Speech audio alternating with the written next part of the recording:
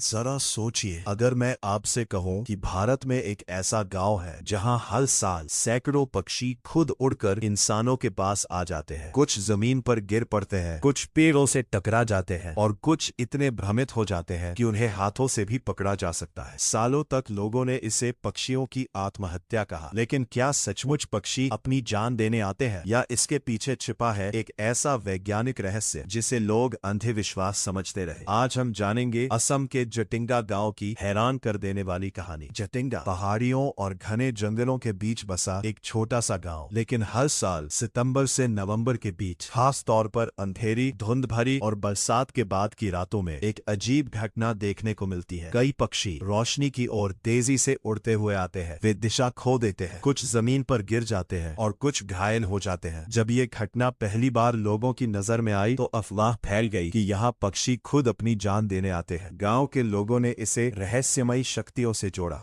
धीरे धीरे जटिंगा पूरी दुनिया में एक रहस्य बन गया, सच्चाई की खोज। लेकिन जब वैज्ञानिकों ने इस घटना का अध्ययन किया तो तस्वीर बदलने लगी। शोध से पता चला कि यह पक्षियों की आत्महत्या नहीं है। खराब मौसम, घना कोहरा, तेज हवा और रात में दिखाई देने वाली तेज कृत्रिम रोशनी कुछ प्रवासी और स्थानीय पक्षियों को भ्रमित कर देती है। दिशा खो चुके पक्षी रोशनी की ओर खींच जाते हैं और इसी दौरान वे घायल हो सकते हैं या नीचे गिर जाते हैं। यानी जिसे वर्षों तक रहस्यमयी श्राप समझा गया, उसके पीछे प्रकृति और पक्षियों के व्यवहार का एक जटिल वैज्ञानिक कारण है। फिर भी वैज्ञानिक आज भी इस बात का अध्ययन कर रहे हैं कि यह घटना जटिंगा जैसे सीमित क्षेत्र में ही इतनी स्पष्ट क्यों दिखाई देती है। आज भी जब जटिंगा की रातों में धुंध छा जाती है और दूर कहीं एक रोशनी जलती है, तो कुछ पक्षी अनजाने में उसी रोशनी की ओर उड़ने लगते हैं। यह दृश्य देखने वालों को आज भी हैरान कर देता है। कभी इसे श्राप कहा गया, कभी चमत्कार, लेकिन सच्चाई यह है कि हर रहस्यमयी कहानी के पीछे एक गहरा वैज्ञानिक रहस्य छिपा है।